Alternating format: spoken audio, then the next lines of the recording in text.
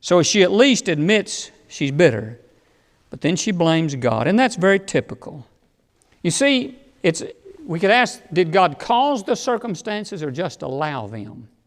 And a lot of times, whether He caused them or allowed them, we still blame Him. As someone said to me, they said, not about me, about themselves, God gave me cancer. And I said, no, He didn't. And even if He did, you don't know that. I said, you live in a sin-cursed, wicked world, and some innocent people just get cancer. Now, you can blame God if you want to go all the way back to the garden and say, God, you gave a man a choice to choose sin, and he chose sin, therefore it's your fault for giving him that choice. Well, now what that does is take all the responsibility off you. And that's what a lot of people like to do. And so they're going through a hard time and they want to blame God for it. It might be because you moved to Moab when you didn't have to. The problem might be that you took a job you didn't have to take. You went to a school you weren't supposed to go to. You entered the military when you weren't supposed to. The problem may be you made bad choices. But whatever the case, Naomi is looking through the lens of bitterness, and that's a poisonous way to look at life. Question: Saul died never fixing the bitterness. Did Naomi ever get right? Yes, she did. Why, she's joyful at the end of the book. Listen to me. You know why I think, you know what the difference is? Saul never admitted it. Naomi did. That's the first step to getting it right. And if you won't admit it, you're going to have hard trouble fixing it and getting help. Unlike Saul, she acknowledged her sin, her bitterness. And I'll say this, unlike Saul, she's not consumed with self, she's consumed with Ruth. She wants to help Ruth. She wants Ruth to get a good husband. And unlike Saul, she admits her problem is taking an interest in others and is forgiving. She admits that there's a problem with anger or bitterness or malice, and that's a good move. Now, I'm not going to turn to the third passage. There's another passage I want to look at before we get to Hebrews 12. That's Revelation chapter 3. And we're not going to go to Revelation chapter 3 because I'm just going to remind you what it's about. It's about the church of Laodicea, right? And the problem with the church of Laodicea is their spirit. Right? Their disposition. What is it? Lukewarm. He said, the problem I've got with that last day's church, which is the church living now in 2025, he said, the problem is their disposition. They are lukewarm. What does lukewarm mean? Not zealous. Lukewarm means indifferent, indecisive, half-hearted, apathetic. In other words, they're on the fence. They're not helping anybody. They're unproductive. God says, I got a problem with that church down in Laodicea, and it's a picture of the church of our day. He says, they are lukewarm, they are passive, full of apathy, not engaged. So we read through the Bible, and Elijah says to the men at Carmel, how long halt ye between two opinions? In other words, get off the fence and get involved. Yes. And then Moses says, who is on the Lord's side, let him come unto me. And then Joshua says, choose you this day. Throughout the Bible, the challenge is, quit being lukewarm, get off the fence, get involved, get engaged, or you make me sick and I'll spew you out of my mouth. Isn't that what God says? There's an attitude problem. Now we come to the text, Hebrews chapter 12. In all three of those stories, the story of Saul, the story of Naomi, and the story of Laodicean churches, the problem is an attitude, a disposition, a spirit, if you will. And when we come to Hebrews chapter 12, and almost all of you know well this passage, never in 46 years of preaching have I ever seen it in the light I saw it yesterday, actually. Started working on this sermon around Thursday, but yesterday I saw something I've never seen before. I can't believe it. It frustrates me. Hopefully God will let me get it across to you. In Hebrews chapter 12, verse 12. We normally start with verse 1 and 2, but I want us to go to verse 12. Paul, we assume, wrote this chapter. We're not sure. But it says in verse 12, wherefore lift up the hands which hang down. When you think of somebody that's hands are hanging down, what do you think of? Somebody's discouraged, weary, down in the mouth, so to speak. It says, wherefore lift up the hands which hang down and the feeble knees, and make straight paths for your feet, lest that which is lame be turned out of the way, but let it rather be healed. Follow peace with all men, and holiness, without which no man shall see the Lord. Looking diligently, lest any man fail of the grace of God. Watch it. Lest any root of what? Bitterness. Springing up trouble you, and thereby many be defiled. He tells you what will lead to bitterness in your life. Now, you might ask, what does bitterness have to do with being lukewarm? Well, maybe nothing. I'll grant you that possibility. But bitterness has a lot of accomplices. Bitterness has its cohorts. Do you understand what I'm saying? In other words, if you study Ephesians 4, it says there's some things you need to put away from among you. And here's what it says. Wrath, anger, clamor, evil speaking, malice, and unforgiveness. Would you say those are kissing cousins to bitterness? Would you say those things are connected to bitterness?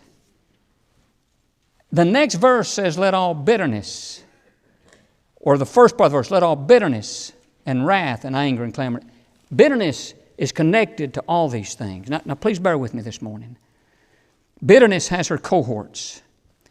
And often, bitterness stems from some disappointment in life. Sometimes it's a tragedy, a death. Mama died too young. I can't believe God took my teenage son. Can't believe He took my wife or my husband. Those are difficult things to deal with, understandably. Oftentimes, bitterness stems from disappointment, tragedy, or you got emotionally hurt by someone maybe that you were close to at one time. But what happens is you get disappointed or frustrated or hurt in life, and then it gets exaggerated. It gets out of hand.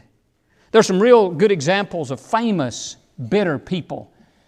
I've read in history back in the 70s, actually early 80s when I was in seminary, in the history of the church and the history of religion, and I've heard numerous people tell the stories of Zwingli and Luther, and they became bitter towards each other, wouldn't even shake hands with each other on occasion. Sad story. Michelangelo and Raphael working together on the same project and got bitter towards each other. John Adams and Thomas Jefferson. If you think Trump and Biden have issues, go back and read the stories. Winston Churchill and Lady Astor. The story that was so famous about them, and I've read about this in history, is they made it public. They didn't care if everybody knew it. They let everybody know where they stood. One time in a public setting, Lady Astor said of Winston Churchill, if you were my husband, I'd put poison in your tea. He said, Madam, if I was your husband, I'd drink that tea.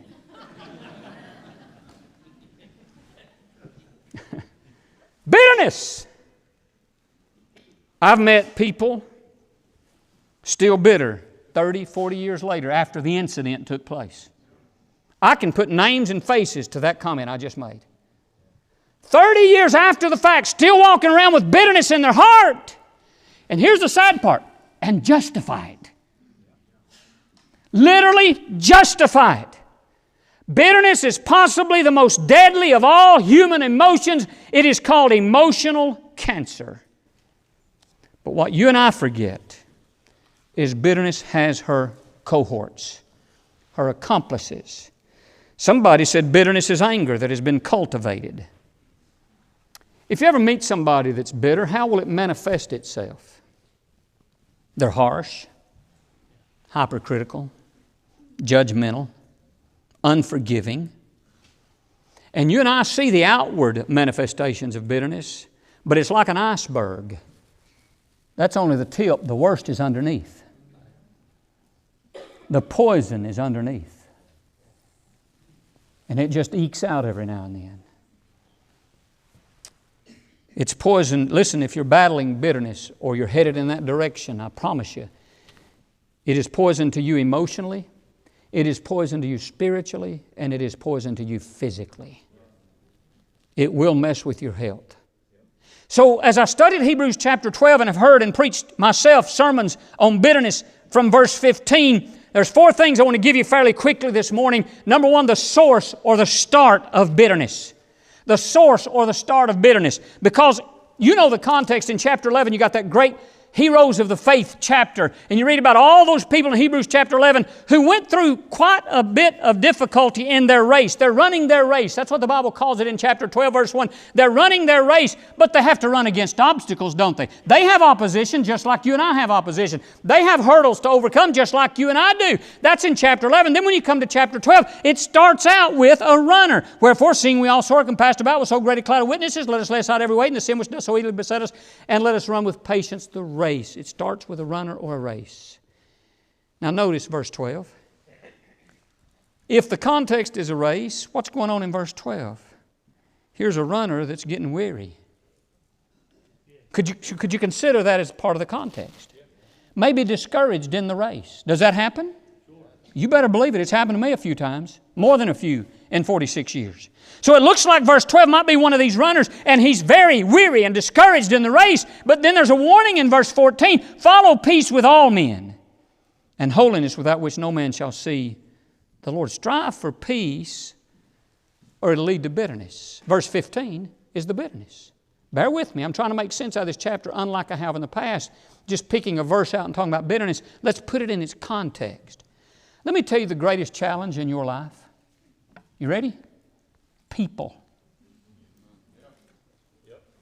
And they may live in the same house. But the greatest challenge you're going to face in life is people. People who rattle your cage. Who upset your apple cart. Who just get really next to you. You got anybody like that in your life? Somebody hurts you. Somebody offends you. Somebody wrongs you. It happened in chapter 11. And they kept running. And it happens in chapter 12 and somebody gets weary and discouraged in the race. What's the remedy? Verse 3.